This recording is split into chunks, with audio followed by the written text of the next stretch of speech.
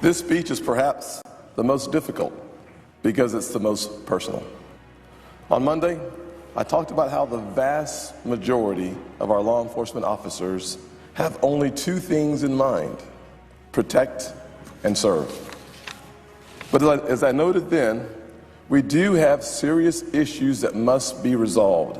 In many cities and towns across the nation, there's a deep divide between the black community and law enforcement, a trust gap, a tension that has been growing for decades. And as a family, one American family, we cannot ignore these issues.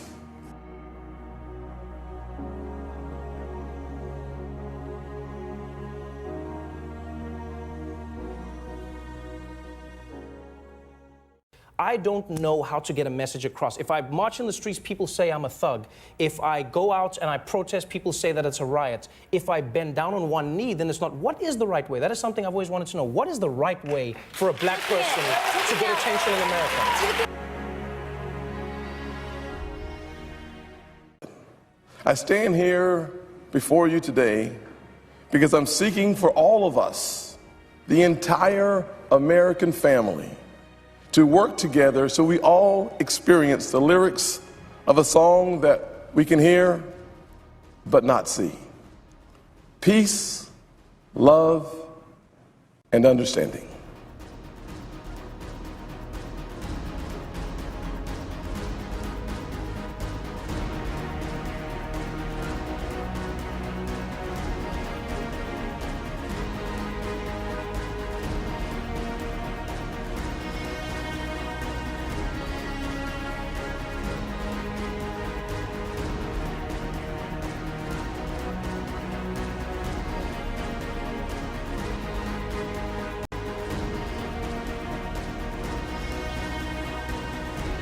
The protesters are still out in force, but let's be honest, they're not protesters. They're crybabies with nothing better to do than meander around the streets with their participation trophies and false sense of purpose.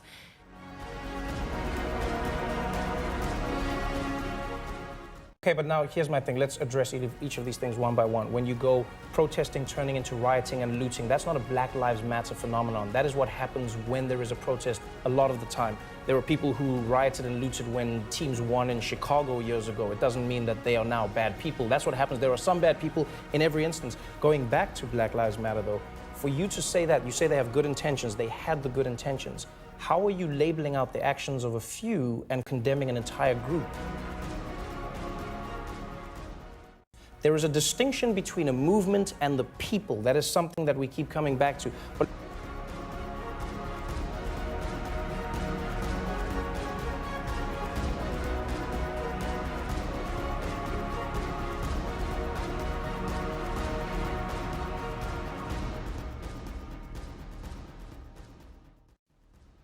when I think the reason that the organizers used the phrase Black Lives Matters was not because they said they were suggesting nobody else's lives matter. Rather, what they were suggesting was there is a specific problem that is happening in the African American community that's not happening in other communities. And that is a legitimate issue that we've got to address.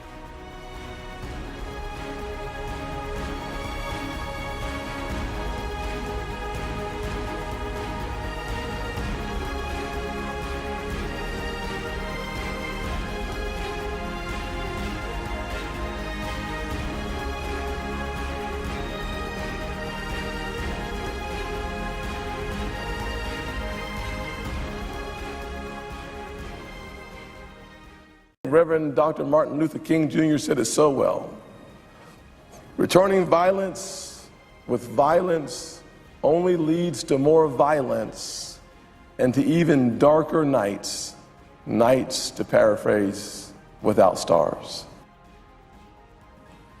And to see it as I have had the chance to see it